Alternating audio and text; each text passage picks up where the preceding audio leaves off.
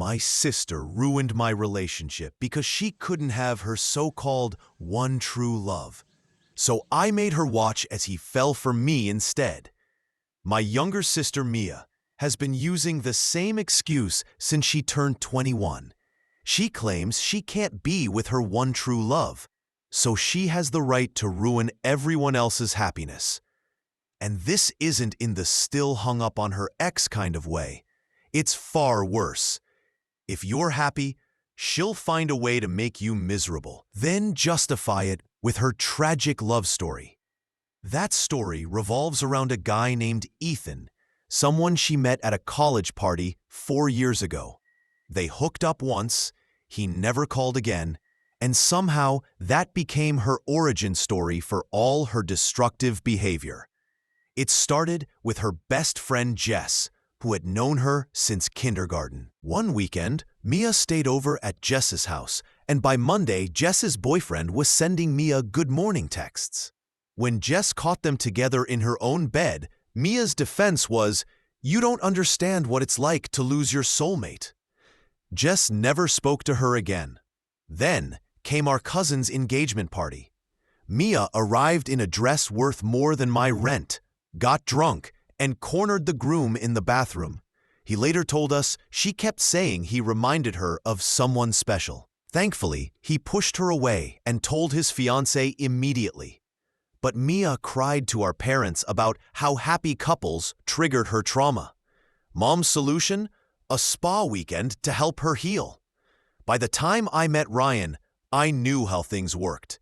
I kept him away from family dinners, deleted Mia from my social media, and told him my sister was going through a rough time. For 2 years, it worked. We got engaged last spring, planning a small ceremony with only close friends. But I made one mistake, mentioning the engagement at Mom's birthday dinner. Mia's eyes lit up instantly. "I'm so happy for you," she said, hugging me. "When do I get to meet him?" A week later, Ryan showed me his phone, laughing. "Your sister found me on Instagram with some fake account. Look at these messages." We read them together, mocking her desperation, and he promised to block her. 3 weeks before the wedding, I came down with the flu. Ryan was supposed to be away at his brother's golf tournament. But a friend of mine who lived near Mia's apartment texted me saying she'd seen Ryan's Tesla in the visitor's lot. My chest went cold. Feverish or not, I drove over with the spare key Mia had given me for emergencies. Inside, I found them on her couch, her head in his lap, his hand in her hair, both half-dressed. She looked up at me with fake tears already forming. "I'm so sorry," she whispered. "He just reminds me so much of Ethan." I stormed out. Ryan didn't even try to stop me. That's when I decided she needed to learn what real loss feels like. Ethan wasn't some mystery guy who had disappeared. We'd actually followed each other on Instagram for 3 years. We had mutual college friends and occasionally liked each other's posts, but never really talked. He lived 3 hours away, worked as a physical therapist, and often posted videos of his golden retriever. So I sent him a message. "This is strange, but my sister once had a crush on you in college and just ruined my wedding. Want to help me ruin her life?" He responded in 12 minutes. "Mia, the girl who showed up at my mom's house? I'm in." Turns out, Mia had driven to his hometown, introduced herself to Ethan's mother as though they were long-lost lovers, and told her a twisted story about how he was the love of her life, but circumstances kept them apart. His poor mother believed her, invited her for tea, and even took selfies with her. She posted one captioned, "Reuniting with my dear future daughter-in-law." Ethan sent me everything, screenshots, videos, even audio of his mom saying, "She seems so sincere, dear. I'm sorry if I caused any problems." That's when I realized Mia didn't know how to love, only how to possess. What she couldn't have, she destroyed. But this time, she underestimated two things. I wasn't the sister who let things slide anymore, and Ethan was ready to play along. We planned it all. He would visit the weekend of my father's birthday lunch, knowing Mia would be there. I would arrive with Ethan, hand in hand, laughing as if we had been together for years. On Friday, I picked him up from the bus station. He was even more handsome in person, charismatic, kind, and impossible for Mia to manipulate. We rehearsed our lines in the car, coordinated our gestures, and on Saturday afternoon, we parked in front of my parents' house. I walked in wearing a new dress, heels, and a smile. Ethan held my hand like we'd been in love forever. Mia was laughing with my uncle when she saw us. Her laughter stopped instantly. "Everyone," I said casually, "this is Ethan." The name hit her like lightning. She went pale, then red, forcing a smile. "Ethan," she said, laughing awkwardly. "Wow, what a coincidence!" He smiled politely. "Hi, Mia. Good to see you again." That alone shattered her composure. She stammered, but I was already sitting beside him, taking photos, posting stories. Every move cut into her pride. At lunch, she tried to bring up fake memories from college, but Ethan kept his eyes on me, calling me love, putting his arm around me. Each time, Mia pressed her lips together, as though she were swallowing glass. After the toast, she broke. She locked herself in the bathroom. I followed, knocking until she opened the door. "What do you want now?" she asked, makeup smeared. "Just checking if you're okay," I replied coolly. "It must be hard to see your soulmate with your sister." "You're doing this just to hurt me," she accused. "And you ruined my engagement just because you couldn't handle me being happy," I countered. "This isn't revenge, Mia. This is justice." "He was mine," she screamed, punching the wall. "No, Mia. You met him once, and he never wanted you. You built a fantasy and used it to justify hurting people. But now you'll sit and watch him love me. Because unlike you, I didn't have to beg." She collapsed, crying loudly. Mom knocked on the door, asking if everything was fine. I opened it and walked out with my head high. Ethan kissed my forehead and whispered, "She's going to lose it even more. Ready?" I smiled. Never been more ready. The next morning, the fallout had already begun. Mom called, asking me to have empathy. She said Mia had cried all night, that she was fragile, and I shouldn't have provoked her. "Provoked?" I asked, laughing bitterly. "Showing up with my boyfriend at a family event is provoking? Or is it that Mia just can't stand anyone being happy unless she's the center of attention?" Mom sighed like I was the problem. "Honey, your sister has a sensitive heart. She gets attached easily."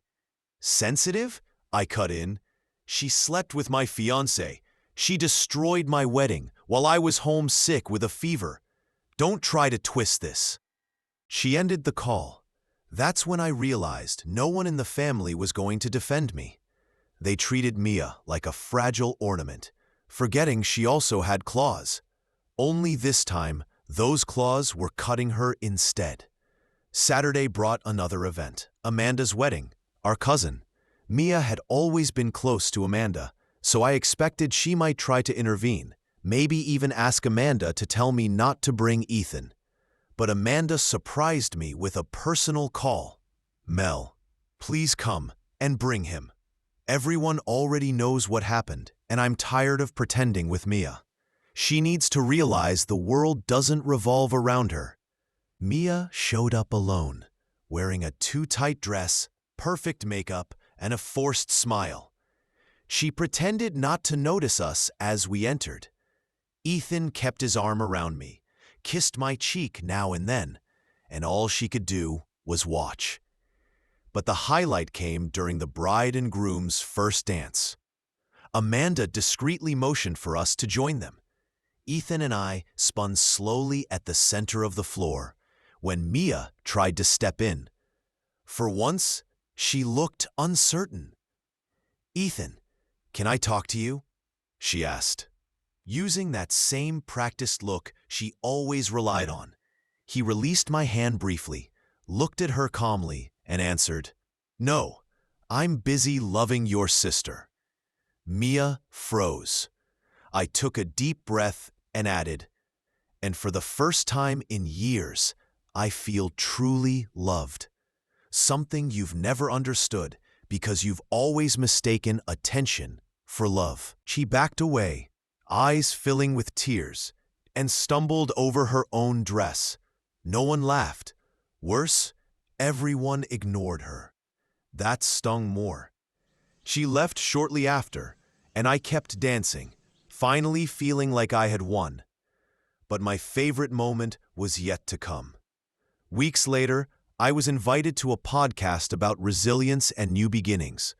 I didn't use names, but I shared the story: the difficult sister, the unfaithful fiancé, the revenge that turned into something unexpected, and the love that followed. The episode went viral. People from all over the country sent messages, saying they related to my story and thanking me for sharing. I knew Mia had listened because that same day she sent me a DM.